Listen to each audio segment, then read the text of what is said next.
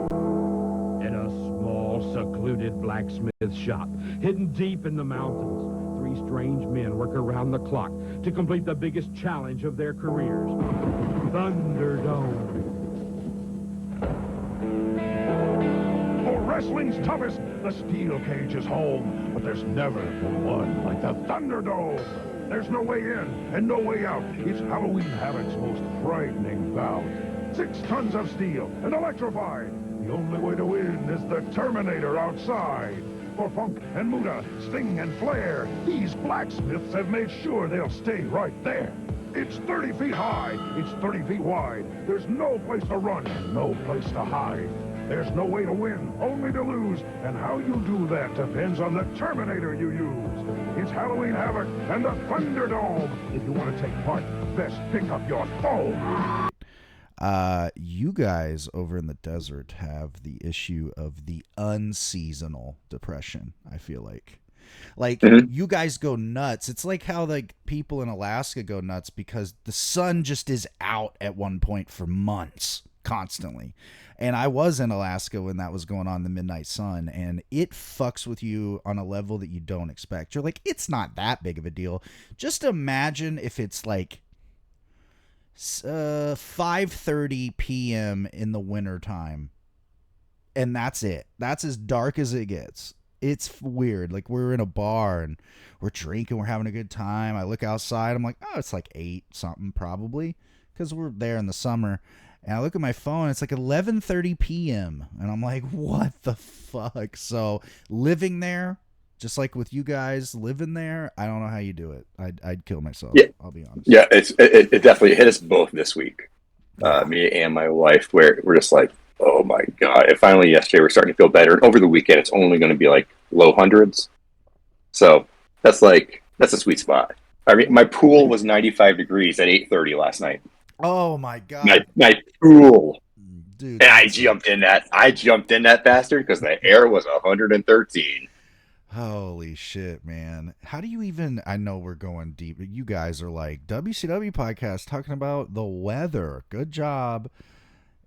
There's no way your guys' houses ever cool off. What are you, sitting at a balmy 80 constantly? There's no way. Nah. No, no, we're actually about 75 now. About 75 okay. degrees. We can kind of handle, like, Oh. it's, Okay. yeah, I mean, if it's just me, I can kind of go a little higher, but I try to keep it comfy for my wife, so. Yeah, that's me, brother. I'm a fucking polar bear. Yeah. My wife hates me for it. I don't know what to do. My blood's thin. Just like the fucking grappling of the fucking October of 89, my friend. There was a point again where I was like, I've seen this same match 50 times. In fact, I tapped out. I'll be perfectly honest. I didn't watch the 28th episode because to me, I was like, for one, there's no fucking way anything important happens here. And for two, I can't handle it anymore. I literally couldn't fucking handle any more job matches. I don't know what happened with my brain, but this week it broke me. WCW broke me this week. And I was like, there's good stuff. I powered through because I knew this show, Halloween Havoc 89, is dope, and I was very correct. In fact, it was better than I remembered it as a kid. So It's a fascinating show. I cannot wait till we get there. oh, fucking amazing. But like I said, we gotta fucking dredge through the shit. And I mean, really, we gotta talk again about my boy Tommy Rich, because I thought, Yes, we. go ahead. Okay, I'm gonna kind of confuse you this episode Please. because there will be points where I will say complimentary things towards Tommy Rich.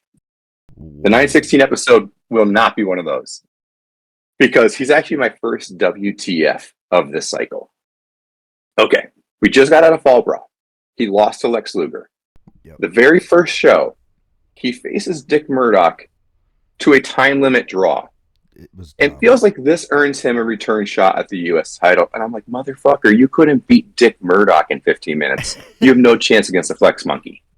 So Tommy Rich, like, just story-wise, I'm out on him already because he's like, U.S. title shot? No, bro, you lost, and then you couldn't beat Dick Murdoch. That's sad pickings at 89 when Dick Murdoch was a true job guy. He was doing jobs. Like, what, a week before that he's doing jobs? Were we afraid of hurting Dick Murdoch? Ooh, guess. And that was also a strange match because I mentioned it to you. I don't think they announced the time remaining to the arena. And I don't remember it either. I didn't hear it. And so all of a sudden it just ends after 15 minutes. And I think the crowd's kind of like, wait, what happened? Like JR gave us like a 3-minute warning on the commentary, but it was just, I didn't hate the match. I knew there'd be no clean finish. I knew it'd be fuckery, but I didn't like the result of Tommy Rich goes, since I drew with Dick Murdoch, I deserve a shot at the #1 title according to Lex Luger. So like, that was all kind of crazy. Other thing from the 9/16 episode, I feel like that's the first mention of the Dangerous Alliance. Yes, it was. It was. And then not mentioned again, I feel like, for this whole cycle. Yeah, they drop it. Okay. So he just throws it out there. Hey, Dangerous Alliance. And then just sweeps it back under the rug. One other thing that happened in the episode was this also I did not understand. Terry Funk I'm asking you this question. Why did Terry Funk get suspended? Oh, fuck. What did he do? Oh, it's the bag. He did the bag. He fucking bagged Flair, right? Oh, for trying to kill a coworker. Yes. Okay, so we are suspending Terry Funk from wrestling. Yeah. But he can still come around and do Funk's Grill because we're not worried about him suffocating motherfuckers. Well, listen. Are you I'm like, what? What? We need ratings, though, Jim. That's the thing. I understand. It's kind of like the thing, like it's like the Shark Tank, and you're like, well, he could attack somebody at any minute on Funk's Grill and then cook him. Maybe. Yeah. Maybe he'll cook. Maybe he'll cook Gene Ligon. God, can he cook Norman? Holy shit! Oh, I just watched a Norman Shoot interview when I was in the pool before. Great guy, though. That's the worst part. Like I said, probably last episode, Jerry Blackwell, one of the great wrestlers actually in fucking history. His AWA, Jesus Christ, I'm leaving that in, by the way. You got to hear how stupid I am, people. His AWA shit, like early on, fantastic. Norman, not, unfortunately. This is the twilight of his career, folks. So don't judge him by just this. He is bashing Booger as well.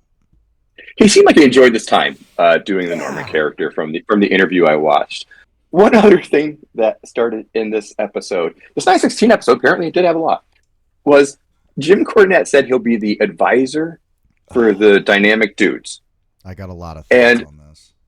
And we get such...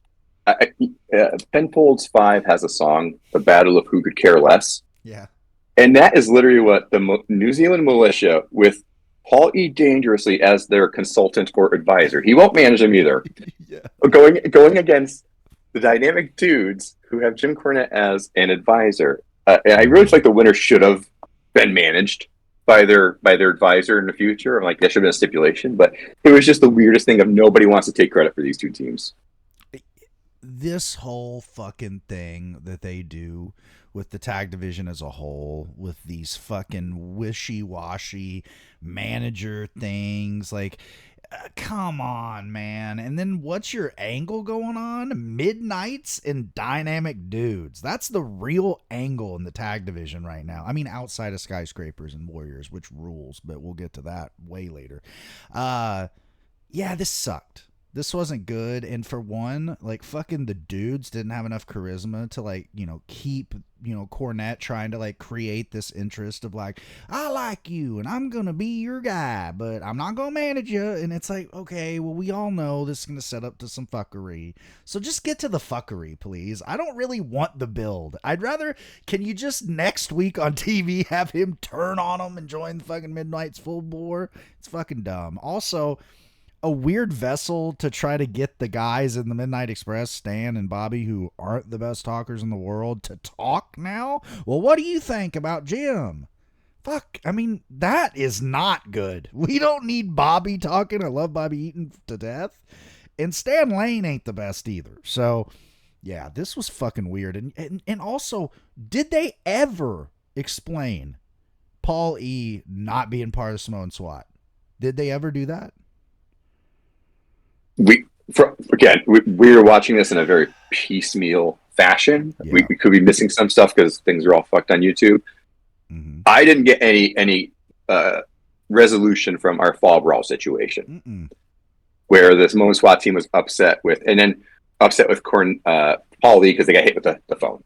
So we didn't get kind of anything from that. I also don't feel like we saw them much, as much as previous. Like the one thing I wrote down was, I kind of each time I try to write down like what are the main stories we're looking at here, and I wrote down 4, and no tag team is attached to any of them.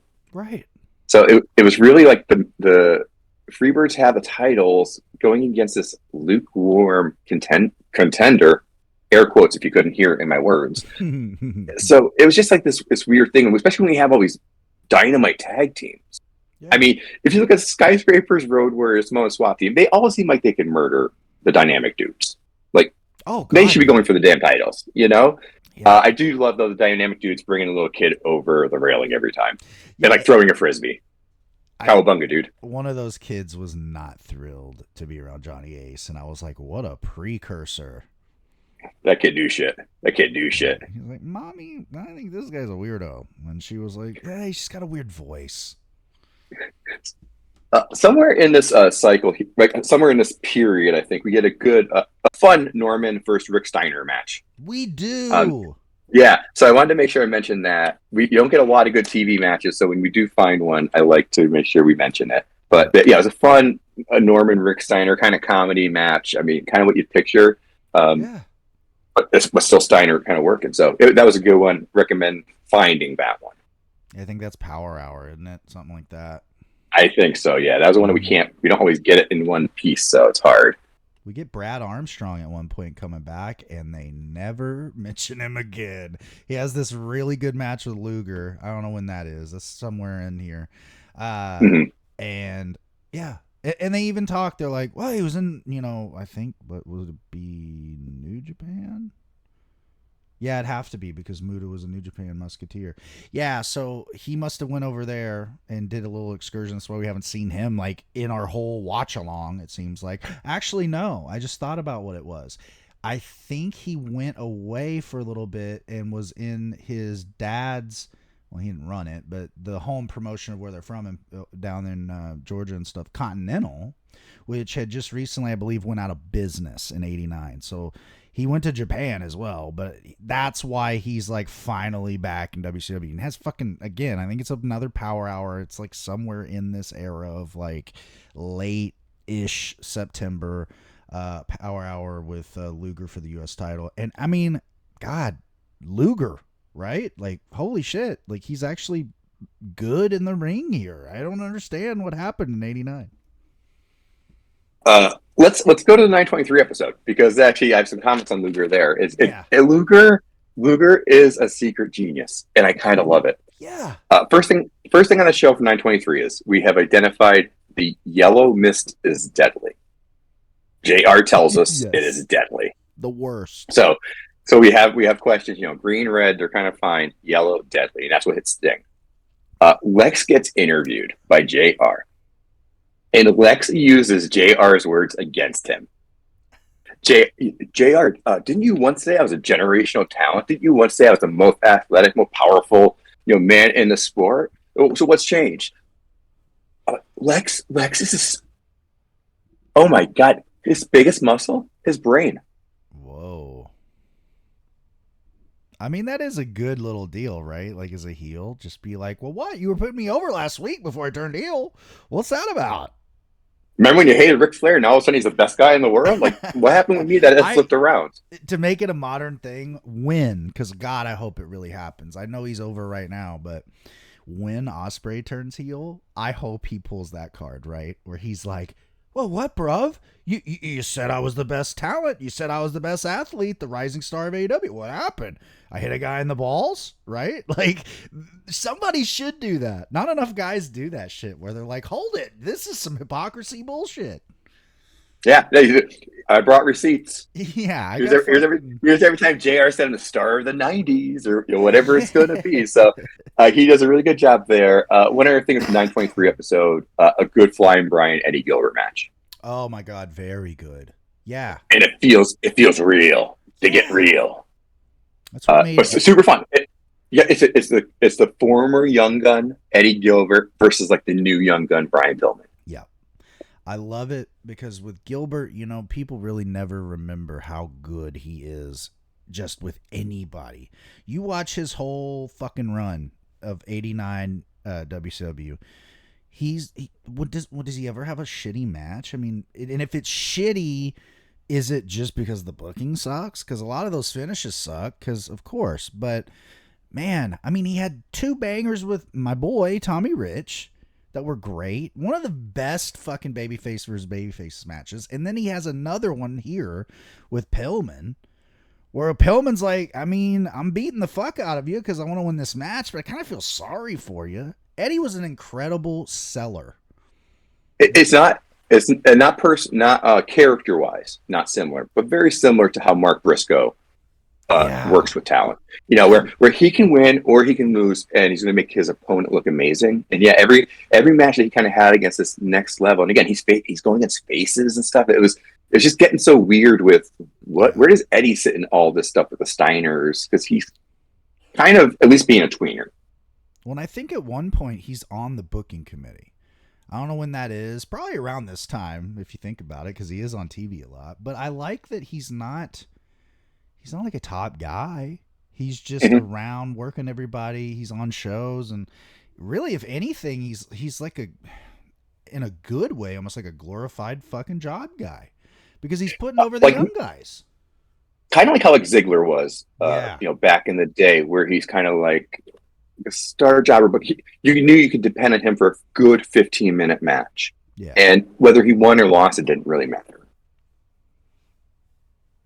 But yeah, he didn't use his power for personal gain. So that's great.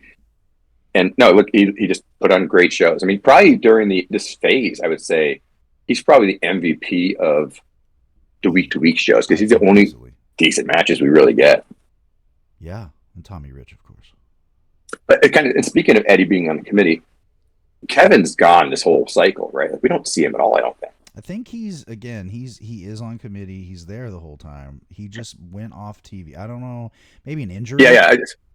I just mean, he's just off TV, out of sight, out of mind. Yeah. Next thing, kind of pause. Next thing's coming. So. And it must have been an injury, because I just thought about an interesting line in one of Woman's promos where they ask him about Kevin Sullivan, like, what's he do? So that was supposed to be part of this, which is interesting. Was Kevin Sullivan supposed to manage Doom, right? Like with her? That would have been a little stable situation. That might have been cool. Mm-hmm. Well, I like what we got. But either way, so I think probably an injury, maybe a surgery, but I do know that if he wasn't on the committee the whole time it existed, which wasn't long, because Ole comes in next year. He comes in 90, I believe. And oh, buddy, I don't know if I'm too thrilled about the Ole Anderson era of WCW, but it's coming. We're on the Titanic, folks. It's coming. It's ahead. We see the fucking iceberg, and we ain't fucking steer. We're not turning Starboard at all. Starboard. Yeah, fuck. Man, the heck is. This isn't Georgia in 81. Fuck. All right. I didn't write down what episode it was, but what episode did Scott get attacked? 23? Oh, God. Yeah, I think so. 23. I don't have it written down. I have on the 30th. She says her name isn't Robin Green, and she isn't from Milwaukee. Oh, yeah. Okay, then it had to be 23. That fucking just made me laugh. My name is not Robin Green, and I am not from Milwaukee. I'm from Oshkosh. Yeah, I'm from Oshkosh. Fuck y'all. What a cool angle that was, though. That fucking beat down on Scott. Man, that was one of those, like, they clearly were using Turner's money for good there, right? Like, great shot of them in the park, right? And Scott's like, and I like that the fourth wall's broke, right? Like, we've been out here for a while, you want to just go, man. And you hear the cameraman like, whatever. Like, she do this a lot, I think is a line that you hear from one of the production guys. And then she goes, and then Scott with the worst acting job ever. Wait, who's that? And here comes the limo. And by the way, so funny to see a brand new quote unquote limo from 89. That motherfucker is such a piece of shit now, right? Like, even back then it probably sucked, but like everyone was marking out for it. And my favorite is, she's a heel immediately because she just rolls down that power. My favorite was hearing the power window from the time. My favorite. My favorite was the beatdown with the white arm. Oh my God, yes. Also, there is no doubt in my mind that was Dick Slater. And I love how like they turned clearly one person beating him up into two guys. Interesting, but it was good because I like how they shot it. You only saw the cowboy boots, which again, that's where it was odd to me because I don't think Doom ever wears cowboy boots down the road ever. I mean, I know Butch Reed's like I think legit from Missouri, like a cattleman or something. Like, okay. But he's not Dick Slater, and he doesn't have a wide arm, folks, okay? I'm sorry to break it to y'all, but Butch's arms are not fucking, like, Florida sunburnt red forever, you know? But good angle. I mean, it's just fun. I mean, the whole thing is kind of just funny. It's like, Dune comes out, two black masked men. We've had 3 black wrestlers in all of what we've watched. So, JYD, we know ain't around anymore. So, like, yeah. I wonder who it could possibly be. Whoa. 30 show. We get Pillman Luger. Really I think it's the one where we finally get it. Yeah. They kind of flirt a little bit over the weeks. That was one of the continuing stories for this cycle was just the ascension of Pillman. Ric Flair is shouting him out. He's getting shouted out. He comes out. He's the first one to save people, and he gets in that ring at Lex. And he looks maybe 90% the size, but he is just as ripped. Oh yeah, I think those two are great. I love these guys going at it.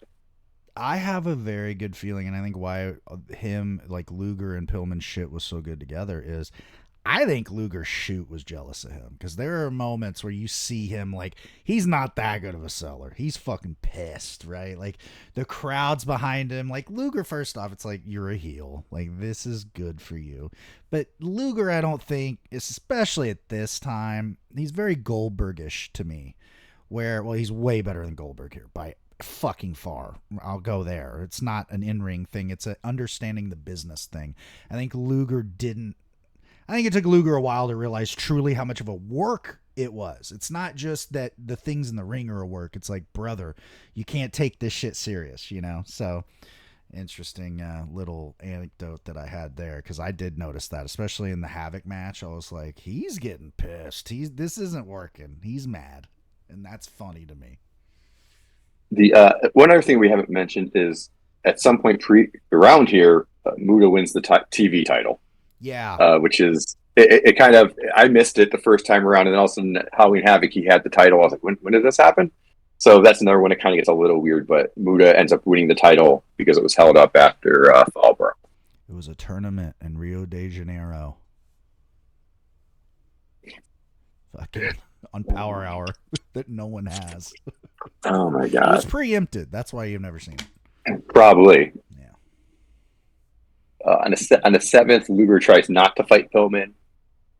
He keeps trying to run away from Pillman. It's great. Yeah. Flair shouts Pillman out in his interview, and Teddy Long tries to brand Road Runners for the Road Warriors. Oh, and it made me laugh. God. They're the Road Runners. Teddy is that's going to catch on. Teddy's the fucking man. Oh, I do remember one thing he does with Norman at some point. That might not be this one. Remember, he starts screaming at him, "You listen to me! I'll put you back where you came from." And he's got the key, and he's basically on TV saying, "I'm abusing a mental patient, and I'm going to lock him up again." What the fuck, Teddy? It went from, "He's my friend Norman, leave him alone," to "I'm going to verbally abuse him on worldwide television." Holy shit, Teddy, what happened, dude? Are you on the yay? Crazy. It's a very interesting landscape. I'll say that. Yeah, it's definitely 1989. Okay, and so now we're starting to talk about the Thunderdome. Holy shit.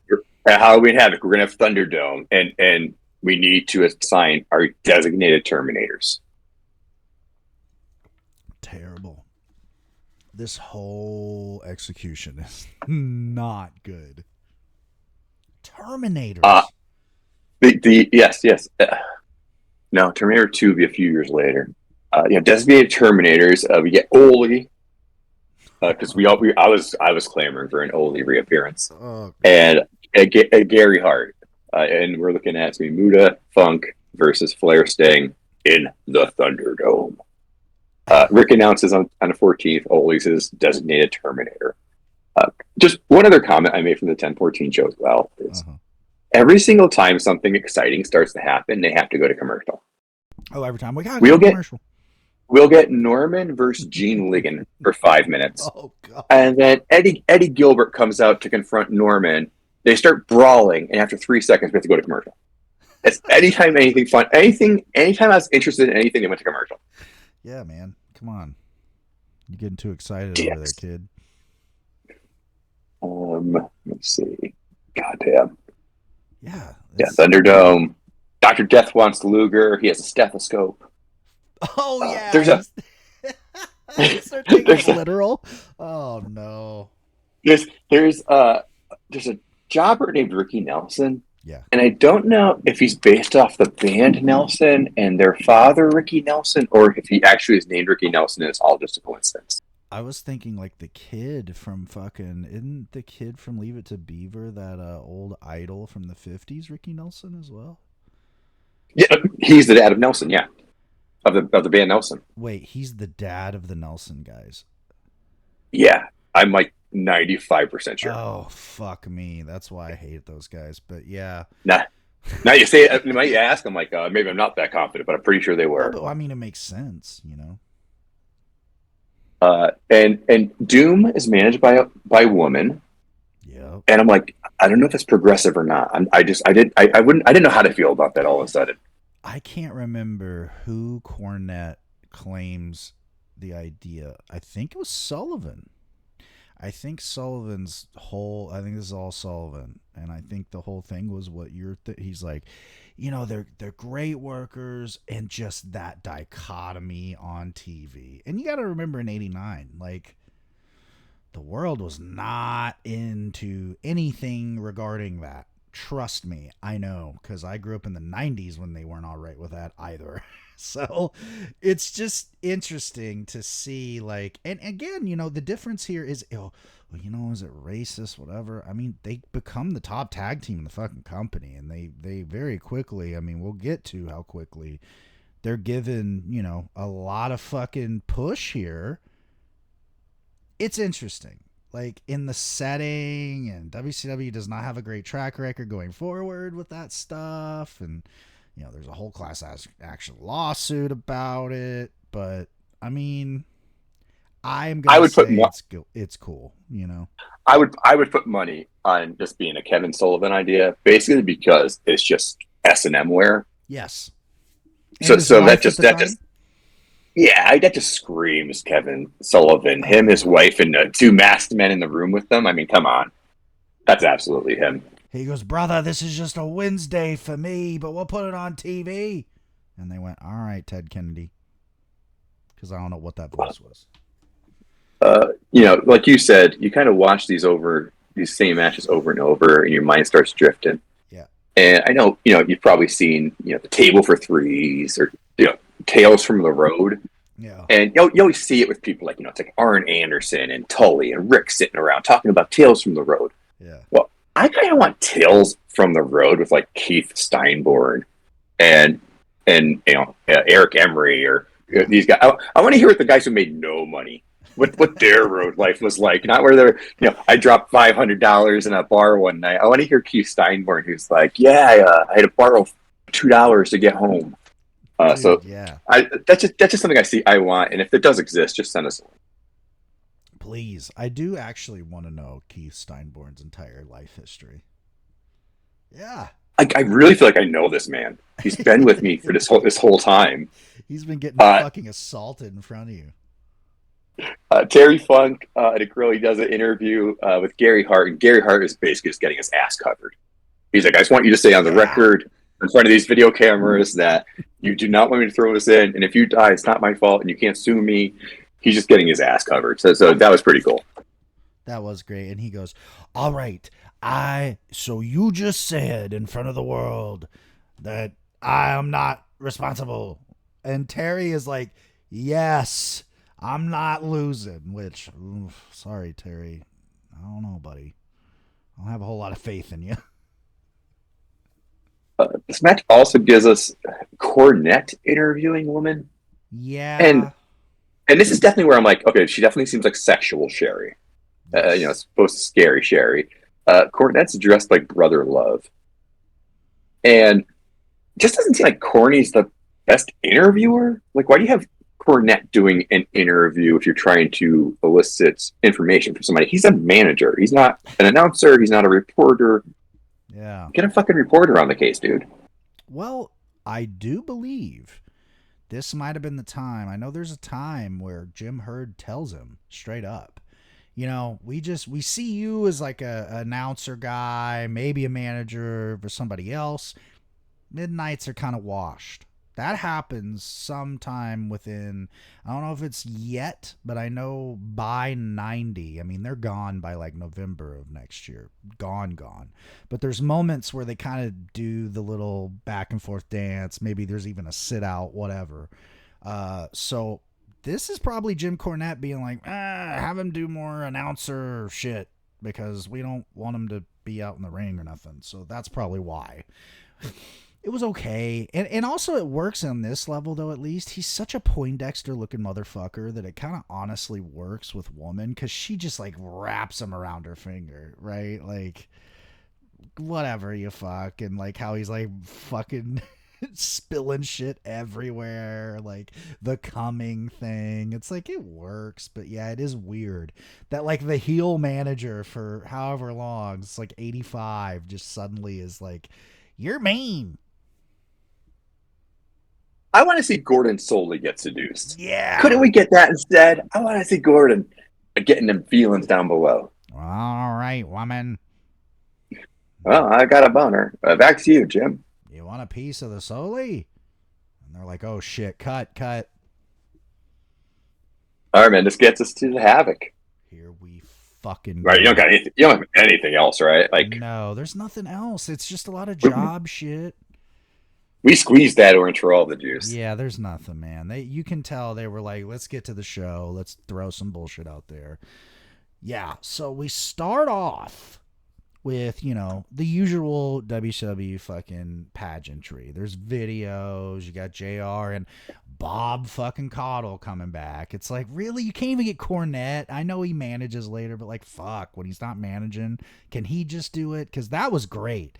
Fucking JR and Cornette on commentary, great. Their little intros on Power Hour, by the way, classic. They're just shooting. They're just shooting on each other, and it's amazing. That was cool, right? Like, the lead-up was great. Do you know what the opener was, folks? Captain Mike Rotunda and the Z-Man. And I wrote down, I don't give a fuck about Z-Man, and neither does Philly. This was great because Philly didn't give a fuck. They were like, wrap it the fuck up, guys. Like, this sucks, and it sucked. This match sucked. It went way too fucking long. I even wrote, this thing felt like it went longer than Brett versus Shawn at Mania 12. Okay? I hated it. I don't like you, Z-Man. And that's all I got to say about it. Why don't you tell us how you really feel? Yeah, fuck you, Z-Man. This first match is insane. Rotunda is holding the ropes on every submission. He does that about 10 times. We end up with a body press rollover pin for Z. I don't want to spoil too much for you, but we have 8 matches on the show. One actually finishes with a finisher. Yep. A lot of fuckery here. Yeah, so this match, I'll get back to this match in 2 more matches. Oh, but yeah, this match sucked.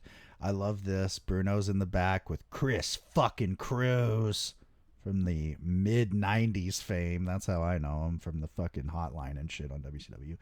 And this is my favorite. Bruno's like, there's nothing as difficult in my entire career. This man wrestled on a broken neck, by the way. Nothing more difficult than having to ref this Thunderdome cage match tonight. Bruno. Really, dude? Really?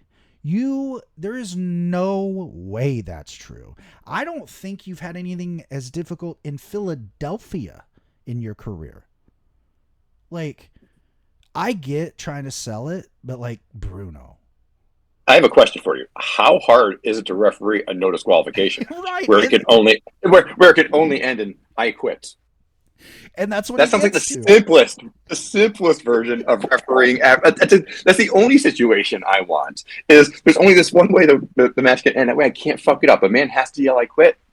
Perfect. I can do that. Well, Jim, funny you say that, because then the next thing he says is, I'm not going to get in the way until a Terminator throws in a towel. So literally he's telling us what you just said. I'm taking a payday, but it's the hardest payday I've ever taken for doing nothing. Great. I don't like traveling to Georgia, or I don't like traveling to Philly. That's just it. So yeah, this is really hard for me. I don't know. Yeah. And by the way, you just drove across the state. You live in Pittsburgh, you fuck. That wasn't bad. You probably drove your own car there. WCW didn't get you a car. All right. That leads us to Dr. Death in the Midnights with fucking Cornette against the Samoan SWAT team. And Samoan Savage is still a thing. And this is, I believe, the debut of the Big Kahuna, who is just Oliver fucking Humperdinck, repackaged again. I guess he was in the back wandering since Bam Bam was in Japan, and they went, you want to fucking manage the Samoans because we don't like Paulie? This had to have been a political thing. Paulie must have pissed somebody off here. I wrote down, was the Big Kahuna Milton Yeah. from Office Space? Yeah. You know, they took a stapler, and all of a sudden he comes out of the basement, and they're like, "Oh shit! Hey, you're managing SST now, Big Kahuna." Glue some more hair on him. Oh my god, that's why I messaged you. I'm like, did I miss the Big Kahuna being added? And you're like, nah, not that I saw. No, they just did it.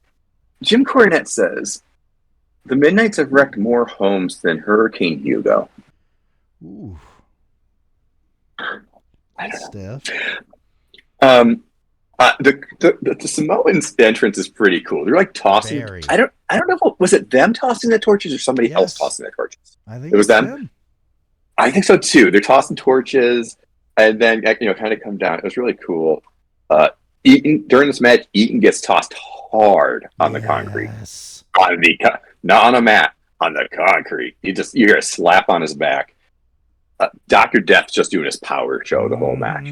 He's just like, I'm going to show you that I'm a bull and I can lift up anything however you want me to lift it and do whatever I need to do with it.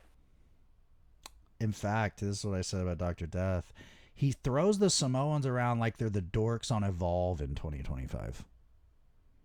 He's just like, here, kid, really tuck the head. It's so impressive. He's just out there just whipping around. I think he does it for like 90 seconds, and he's like, I gotta tag out. I'm good. I gotta get a little breath here.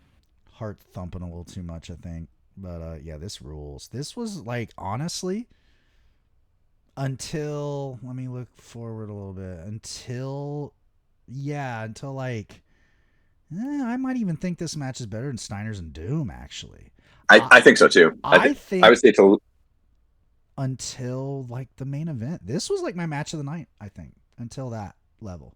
This thing was awesome. Everyone's good in it. The finish? Yeah, especially the power show. It's just Dr. Death adds something to that Midnight's team that isn't there. Yeah, like this is. But it was fun. It ends with Stan Lane knocking his head into Corny. Yeah. And then the Samoan Savage rolls up for the pin because a roll-up is the most devastating move in WCW. And because we got to advance that bullshit Midnight's dudes fucking feud like anyone's asking for it. So we got to stink up good matches. The next segment rules, though. Okay, but wait. At this point, for me, personally, it's Halloween Havoc. Yep. And they are playing some spooky music. But I don't feel like we're getting enough Halloween vibes at this point. Mm-hmm. I'll get back to this when we get to the main event. Yeah, we get a little too much, I believe. But yeah, Funk and Gary Hart. Go ahead. No, you go. Next segment. You're about to hit the next segment. I love it. Funk and Gary Hart are in the back. Funk goes into Churchill quotes and starts rhyming it with electrify. He is like obsessed with, we're going to make the best dance ever. And Flair's just going to be fried chicken on the fence. by the way, they don't go with the cage being electrified at all. Half the match is them going into the cage and no selling it. So, WCW. Okay, yes, good segment. Doesn't Gary Hart... Wait, and I might just be dumb. It's the JTEX Corporation. And doesn't Gary Hart say Mr. J is going to be at ringside tonight? I think so. Was Mr. J at ringside tonight? I don't fucking know. Okay, because he says it, and all of a sudden I'm like, wait a minute, is Mr. J the J that was inside of us all along? Was it the friends we made along the way? Yeah. I don't know. I was told he'd be ringside.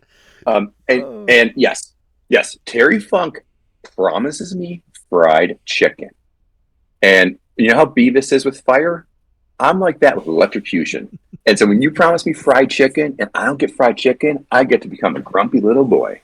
Yeah, I am too, man. I wanted to see fucking Flair do a flop face bump into the electrified cage, man. That would have been fucking dope. That would have given, you know what? Meltzer does the like extra stars for it being in the Tokyo Dome and shit, right? My extra stars is if a guy gets electrocuted. I'm giving it like at least another star immediately. Absolutely. And based on that metric, FMW is the greatest promotion of all time. Just like this next match was the greatest match in the history of the fucking world. Two fucking old school territory motherfuckers. The Cuban Assassin against my boy, Wildfire Tommy Rich. This was awesome. I don't care what anyone says. I even write it in my shit. This is great. I don't care what anyone tells me. Are you done with this Tommy Rich match? Oh, yeah. I mean, it happens. I mean, without my bias in it, because I love Tommy Rich. I said earlier I would surprise you. Yeah. And we looked at a drop kicked. Drop kicked is a 5-star scale rating. This Tommy Rich Cuban Assassin match was a 0.8 on drop kicked, and it's currently at 253 on cage match. This match is better than the opener. Fuck yeah, it is. Way better. I'd rather watch this match every day of the week and twice on Sunday than watch that first match ever again. That shit sucked. So I'll say that for Tommy Rich. And hey, you know what? His finisher was the one that worked. The Lou Thesz press. It worked. It wasn't executed the best in the world, but it worked. Because at one point I went, what did he even do? And then I went, all right, the Thesz press, but it looked like shit. All right. It's just such an odd choice for a pay-per-view to have this match. Yeah, dude. I was like, what? I paid $30 for this show to see the Cuban Assassin versus what? Didn't I see this like 3 weeks ago or something? I'm not sure. Yeah, you literally did because it was on Power Hour like 3 weeks before this, by the way. So, yeah, it's just so weird. I know you got fucking feelings about this next promo because I know I do. The Freebirds. I don't have any notes written down for it. I have plenty. Don't worry then. Hit me. Just spark my brain. He starts out, it's the Birds, it's fucking Gordon, so it's already unbelievable. You get the Georgia Championship vibes. Jimmy is so, and I mean, I hate to, just call people out here, but he is so coked up here, man. He is like jittering.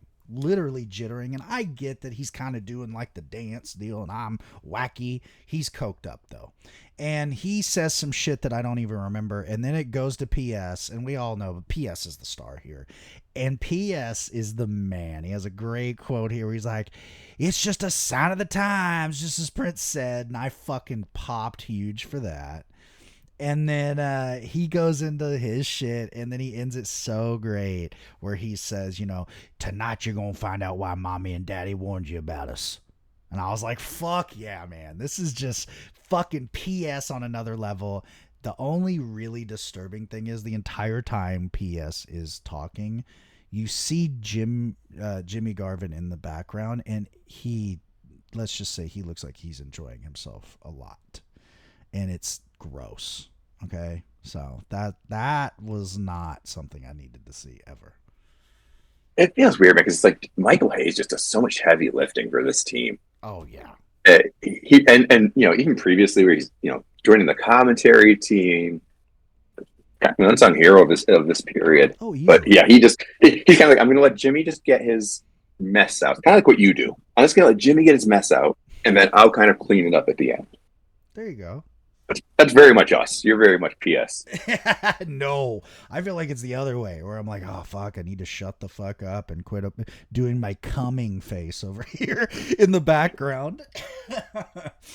Oh fuck. Well, the match sucked because it was the Fabulous Freebirds and the Dynamic Dudes. I basically wrote like, this is the most whatever thing.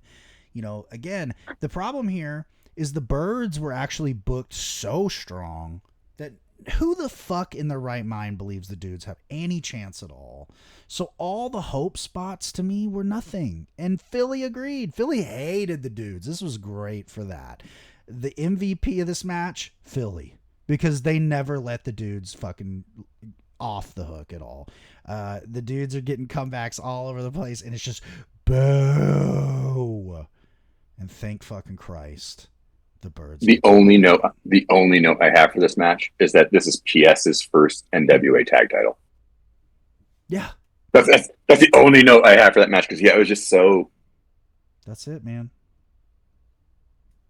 So. It's sad when you have like 4 different multi-man matches, and the title match is the bottom of the barrel for you. That's sad. And that's the division right now. There's no actual like focus on it. No, it's just like, oh yeah, the tag belts. We went from 2 titles like 4 months ago to like nothing.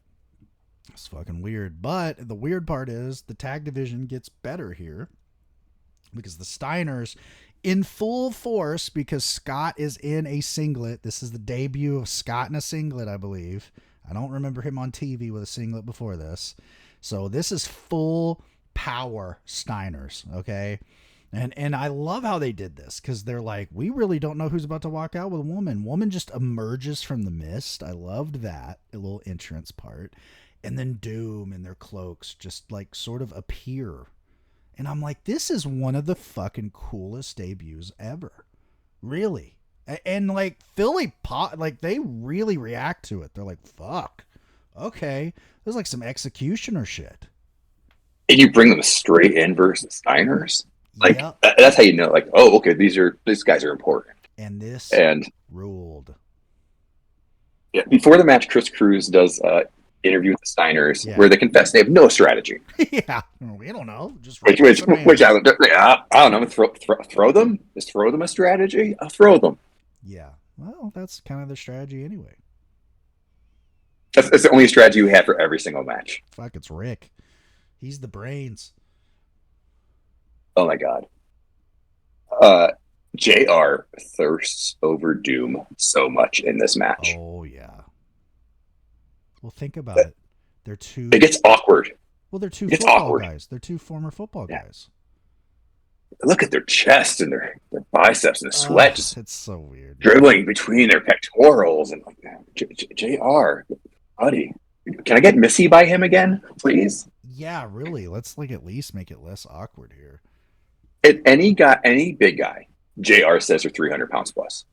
Yeah. Doom comes out at 560 pounds. And JR is like, they're both over 300. No, there's literally math they gave us of one could be over 300 technically, but that would mean like the other one's like under 260. And then Bob is he just nothing. Yeah, he just throws it out for everybody. Like, just, oh my god, you gotta be at least 300. At least 300. JR, your head's 300. It really is at this time. Oh man. There'll be a 30-minute wrap up on the Wrestling Hotline. That's good. But yeah, these guys just go at it. It's great. I mean, it's Ron Simmons and Butch Reed being able to give themselves a reinvention. And so we know what they can do. Yeah. And now it's just giving them a chance to do those things. My favorite thing is the structure of this match. I figured out, and it's so brilliant.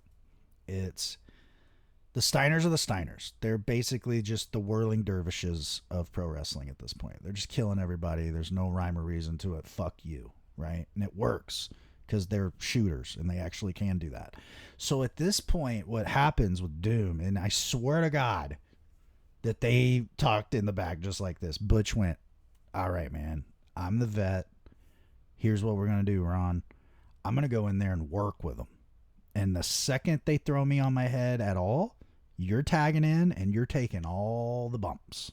And that is what happens here. Fucking Ron takes a Kurt Angle complete flip to his face German suplex bump, which I was like, holy fuck, Ron Simmons is like a super athlete. I already knew that, but it's like, this cements it. No, this motherfucker, like if he would have come in to the business today, he would be Hobbs, but Hobbs doing like flips on people. Like, I really think that's where Ron Simmons would be. He's that fucking athletic. It's insane.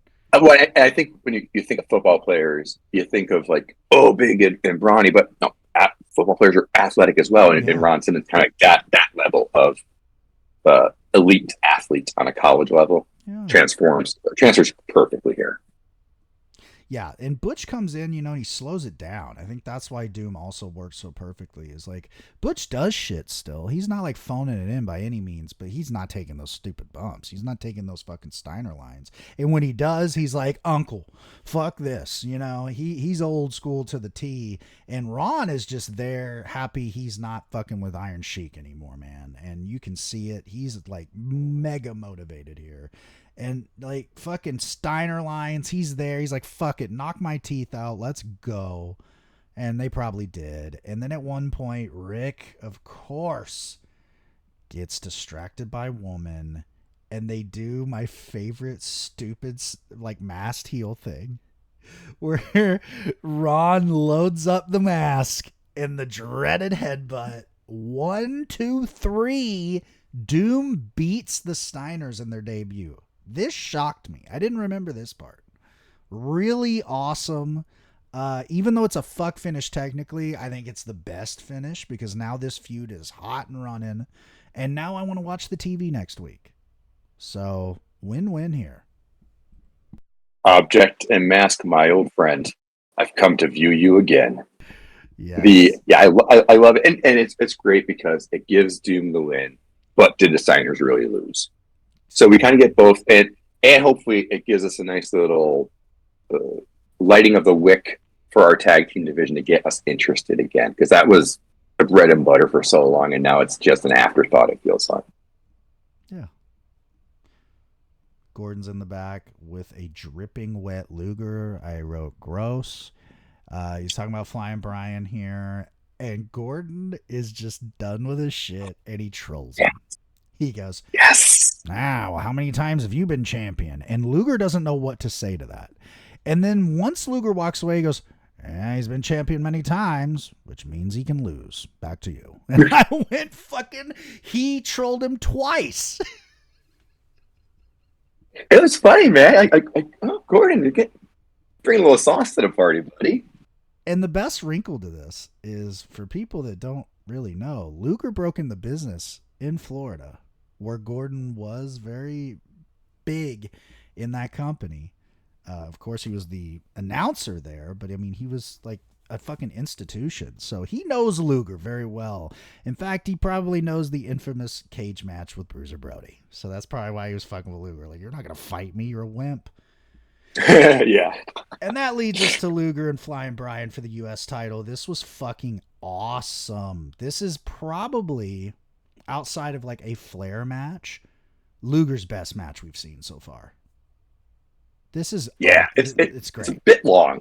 It's a bit long, but I do love it. And when you were saying before, like the Samoan SWAT team match is your favorite, like I think this one's my favorite. Yeah. Like I said, these two just going at it. It just looks like a big brother and a little brother taking each other on. Yes. And Lex is such a great shitty heel of just yelling at the crowd to shut up. As he's in the middle of an arm bar yelling at the crowd to shut up. Shut up. Kind of all that stuff. He really kind of has almost created himself a little island on the show at this point, where it's just Lex Luger in his little universe, and he doesn't I don't think he knows what's happening with Ric Flair. No, he only knows what's happening within 3 feet of him, and so that's pretty cool. But Brian Pillman, he gets to bring it. The Lex Luger's new finisher is apparently the hot shot. He doesn't do it as good as Eddie. No, he did it in the fall brawl. Kind of did a hot shot on Rich. Does it here again. I'm like, wow, this dude's just He's like, I'm not putting you in the human. I want motherfuckers in the human torture rack. Well, yeah, I'm sick of. I'm sick of your finish. I'm sick of your finishing move being used only on people that you could beat up regardless in 30 seconds. Yeah, it's like, come on, man. Get Pillman. He's a big, strong back to break. Come on, just get them up on your shoulders. God, that'd be great. And then you can work in the spot where he slides out. And, oh yeah, they do it great here.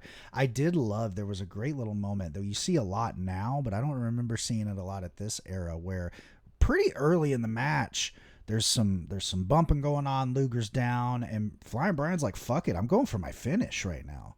And Luger does like the chicken shit roll out, like, fuck, I almost lost it all. And that really becomes the center of this, where it's like, we all visually just saw, you almost got fucking beat by this guy. And it becomes almost like Luger just is playing like the, you got to catch me situation. And it's nice to see Luger like going, I'm the champion. You got to beat me, dude. And that does kind of lend itself to the hot shot finish. It is a great heel finisher. But we need torture racks, man. Come on. Even when he was a heel with the fucking Horseman, he was doing it. So let's go. Or use the forearm. I don't think he had the wreck yet that put the fucking thing in his arm yet. But hey, fuck it. It worked for you. No, it just keeps Pillman kind of... He loses, but looks really good doing it. And takes Lex a while to do it, so... Yeah. Then we got the Road Warriors in the back with Cruz. This is a whatever promo. The only thing of note is Hawk's like, we're going to get you. You're going to end up in rubble. Because, they're the skyscrapers. Oh, and then they do the whole thing like, who makes buildings, Paul? And he's like, people. Who tears them down, Paul? Human beings. It's like, what are we doing? This isn't working, man. Yeah, I know. This is all... The Road Warriors at this point is a little weird. They are in a holding pattern. Hawk feels like he's been using the same stuff as the Ultimate Warrior at this point. Because there's talking like in weird metaphysical shit going on. Well, and they're in a holding pattern. Like, I don't know when it happens, but I don't think it's long after this. They win the tag belts off the Freebirds. And I mean... It's like the whole time, I love the birds and all, but it's like, well, I love PS. Like the Warriors should have had the belts this whole time, right? Like they're the fucking thing stirring the drink in the tag division. They're clearly the tag team. I mean, fucking the whole thing about this match with the skyscrapers was these might be the only guys that can beat the fucking Road Warriors. And it's like, well, but they're not even the champions. So what does that matter? So it's weird. I don't know what's going on. I think because their Japan shit sort of really did amp up around this time. So they're like, well, shit, we can't really have the belts on you. But then again, Flair was at home for how long with the fucking belt? So whatever.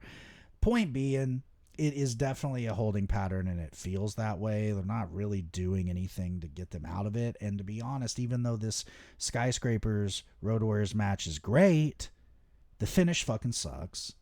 And yet again, it's just like, okay, we're not committal. We got the skyscraper team. We're building them.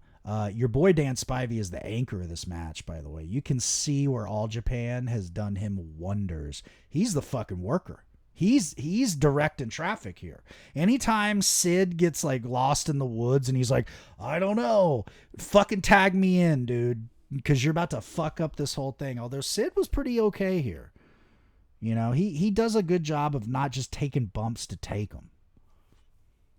It's good. It was a really good stare down at the start of the match with Sid and Hawk.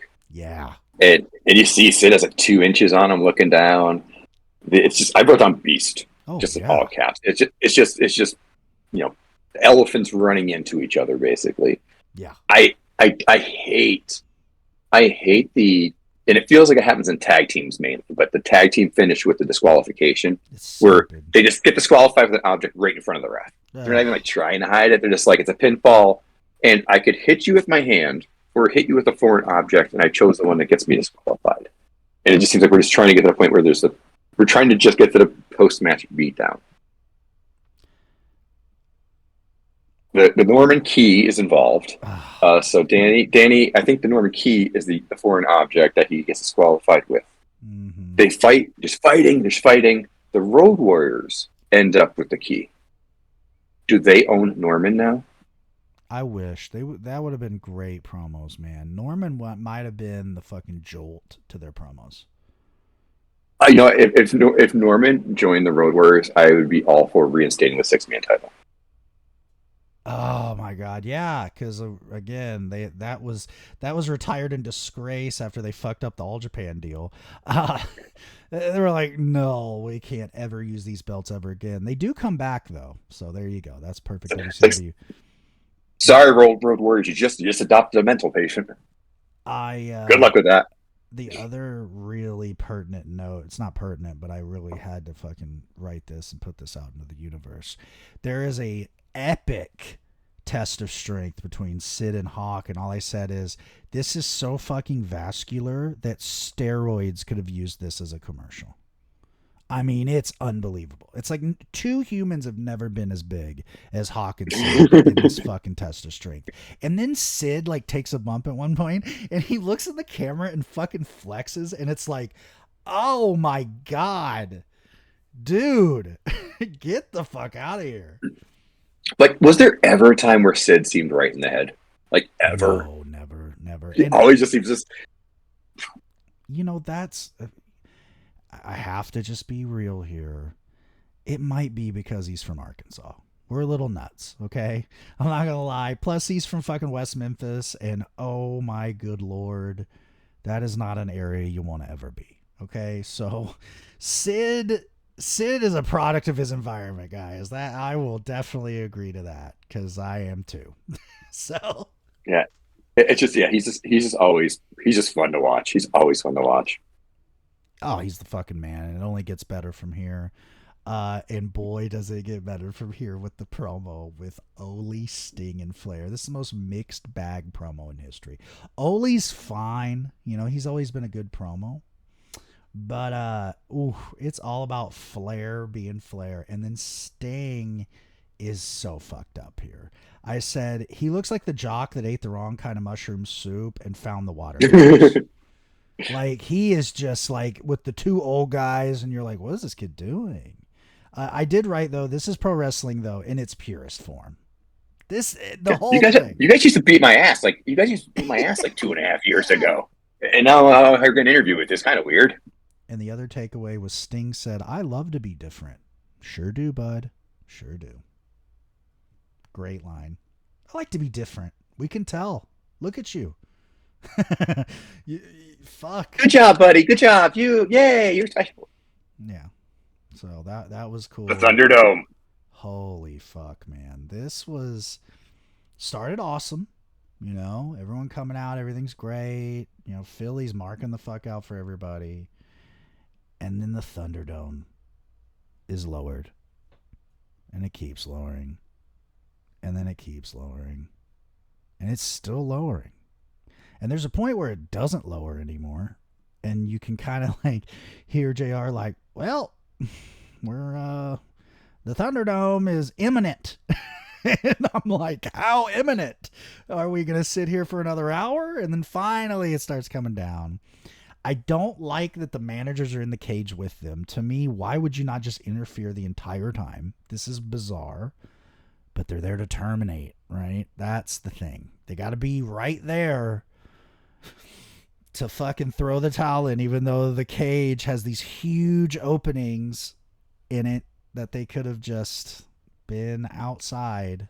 It fucking, nobody thought about the logistics. That's number one. And then, of course, the little shitty sparklers they're letting off sets the burlap that they threw on the cage on fire. And poor Tommy Young has to fucking run up there. They show it on camera, too. This is like the beginning of WCW production stupidity. Why would you show the fuck up? They like zoom in on Tommy up there like, fuck, this is really on fire. Like, but just think if you're a cameraman. If you're a cameraman and you see fire, God. like you just everybody instinctively goes there. Yeah. Yeah. And remember earlier where I was like, oh man, this doesn't feel Halloween-y enough.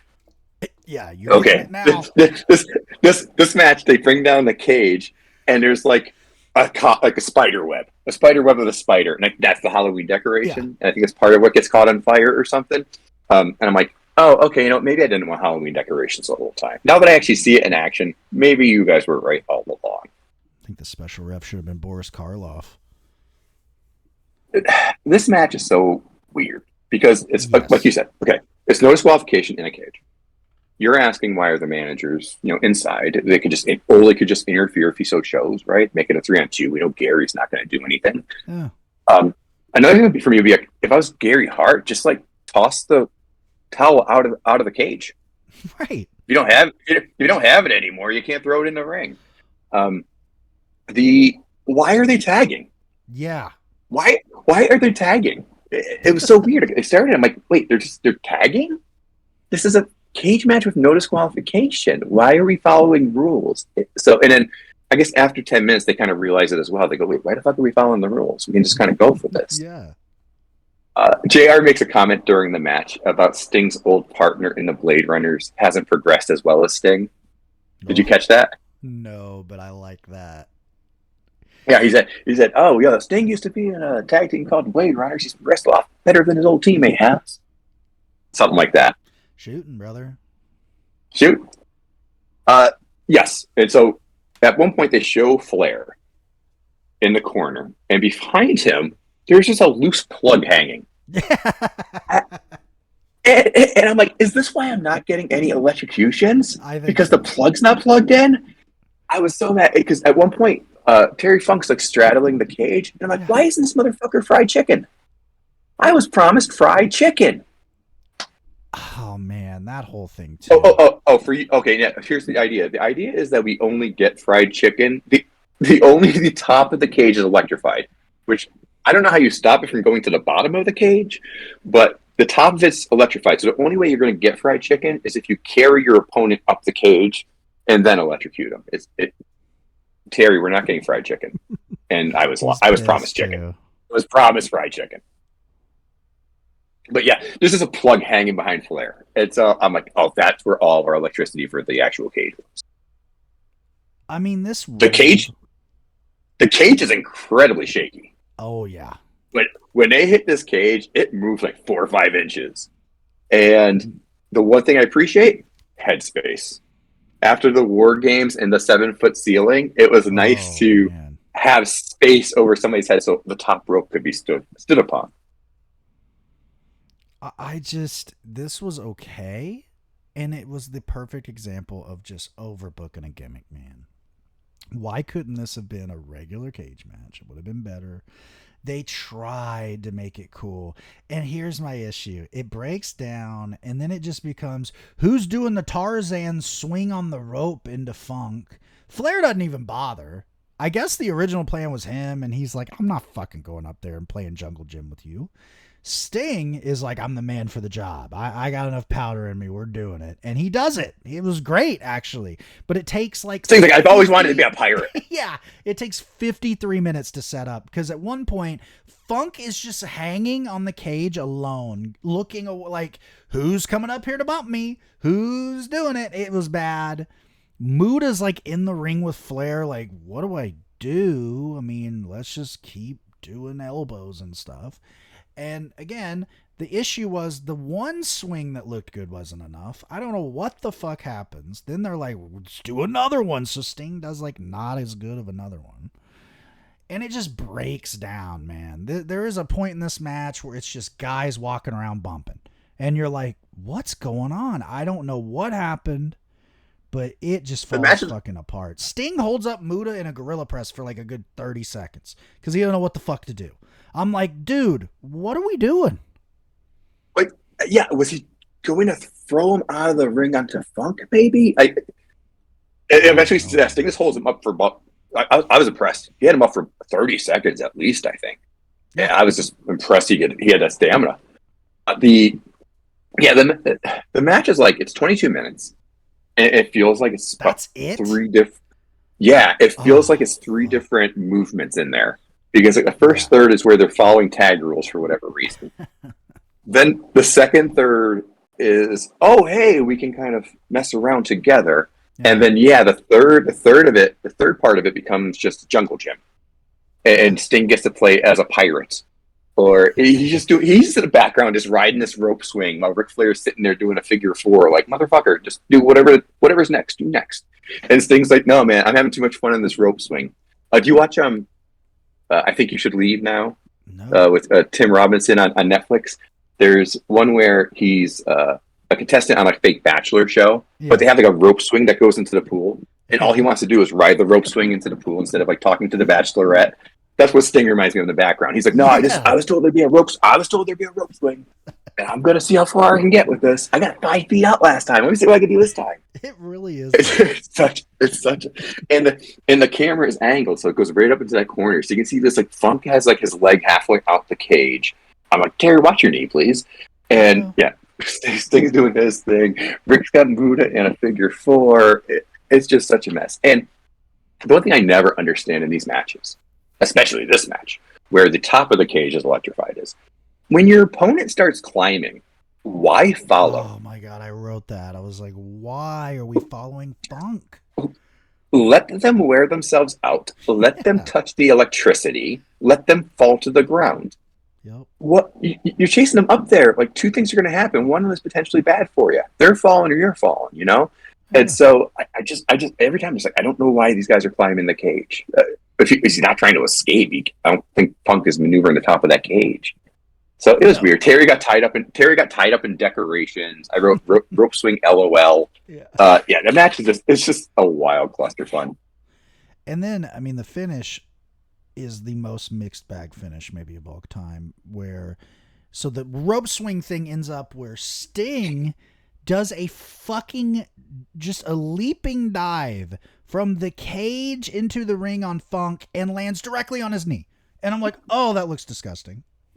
And I don't think it couldn't have been planned, but somehow they work it in, because then that just becomes Funk doing the like wounded animal cell, which is amazing, where he goes to stand up and just crumples. He's the best of all time at that. And Funk, smells blood. So he goes after that knee. He's got the figure four in. And then Sting goes, hey, let's make this awesome.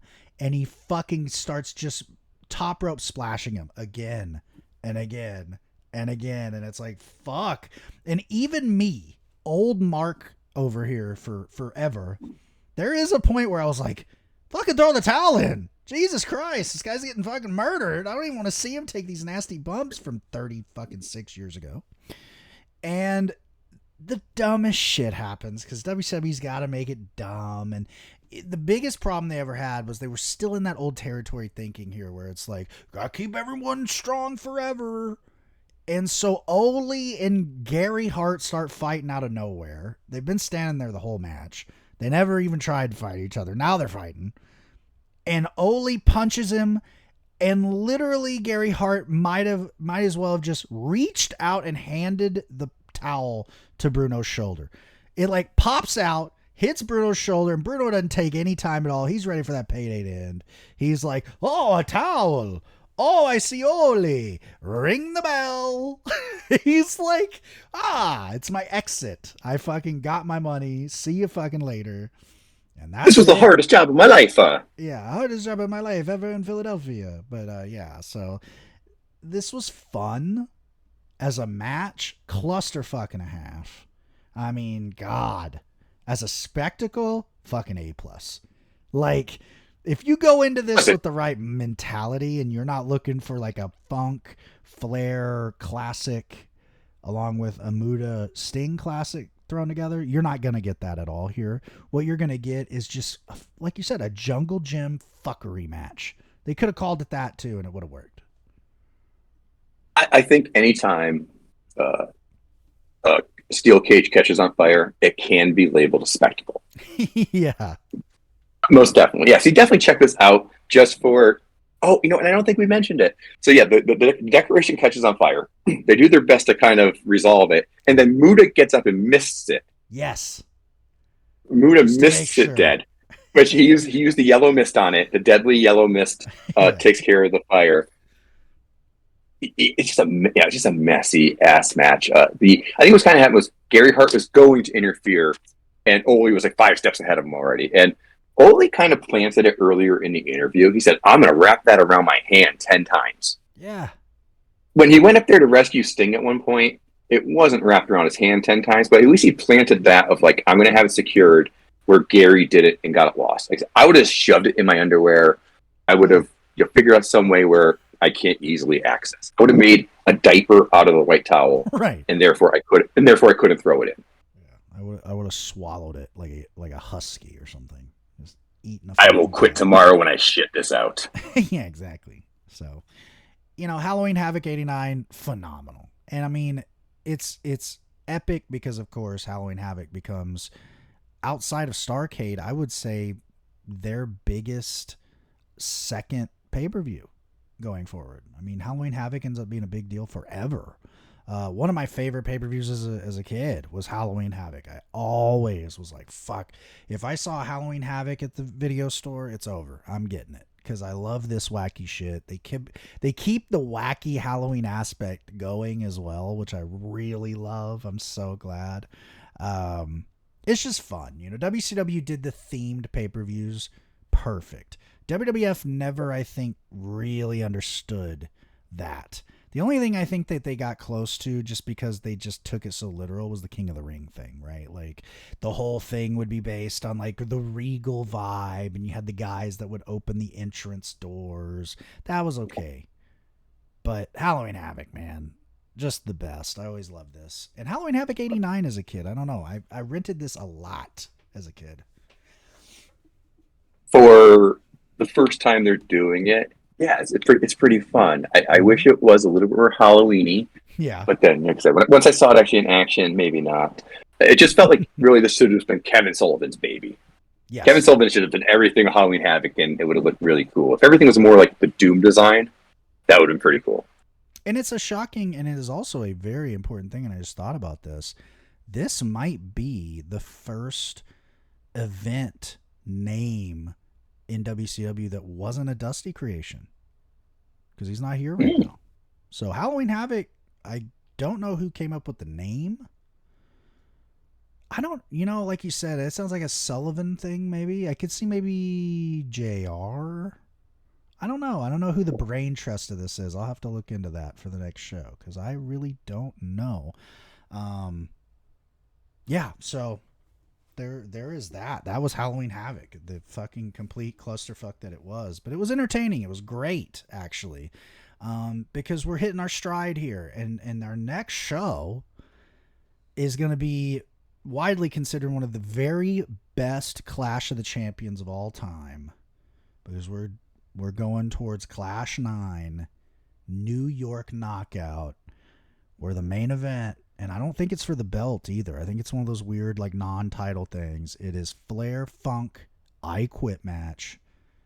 The darling of the, where I'm from, the early 2000s internet community used to always put over this match as like, dude, this might be the best Flair Funk match. I don't know. We'll see.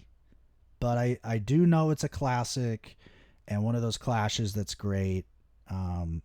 I have not looked at the fucking card. I'm looking at it right now. Oh, I imagine it's a mixed bag of mixed bags is what I keep we'll get. The weird thing is like I don't know if somebody else wins the tag title at this point, because they don't have any. They have like 4 tag matches, but none of them are labeled as a title match. It's Freebirds versus Road Warriors. Mm-hmm. Gilbert and Tommy Rich versus Doom. Midnight Express versus the Dudes, yay. Oh, Gilbert. Steve Williams versus the Super Destroyer, a.k.a. the Gimmick God, Jack Victory. Love it. Steiner Brothers versus the Skyscrapers. Oh. We get a Luger Flying Brian repeat, and Terry Funk Flair I Quit, with Jim and Gordon on the mic. Oh, that's gonna rule. I forgot Gordon's on the mic on that. Yeah. From Troy, New York. I don't know where that is. I don't think anyone else does either, unless you're from Troy. I'm from Scranton, PA, and I don't know where. I'm not positive where Troy, New York is. You're from Electric City? Yeah. Holy shit! So your favorite show's The Office? Everybody's favorite show when they're talking about me is The Office. Oh, fuck yeah, man. So anyway, that's funny though. I didn't know that. Great. So them putting over how fucking desolate Scranton is, that's a shoot, I assume. It's I ain't been back there in a while. Trust me. If it's improved, somebody write me a postcard and let me know. Yeah, that's like where I'm at with Arkansas. Every time I go back, I'm like, oh, do I need to come back? Oh yeah, my parents are there. I do. Fuck. All right. Well, that's the tether. You are better than I. Yeah. Well, let's get off that subject. Well, this will start being Yeah, we're mosey on to something else. Dr. Phil segment of the show. Yeah. So we got a lot of excitement to go forward, and then again, I put it over like episode 2, man, of this episode of this podcast. I cannot wait for Starcade 89 in a couple weeks. Future Shock, because that's where we get the Bizarro 2, the tag team and singles men's G1 style tournament. Wow. One night. It's fucking awesome. One of my favorite shows ever. And yeah, that was fucking that was cool. Yeah. So, as usual, you are everywhere in the world at the JIMDB. Everywhere in the world that matters, like Blue Sky and Threads. And then the show is Instagram and Threads, Troubles Wrestling Pod. And then, of course, on Blue Sky, I'm Troubles Weekly. And yeah, this was a dope little fucking watch-along moment here. Yeah, I would say the week to week, not great, but Halloween Havoc, good old fun. It ruled. So until next week, continue to pray at the altar of the Church of Tommy Rich. We'll see you next time.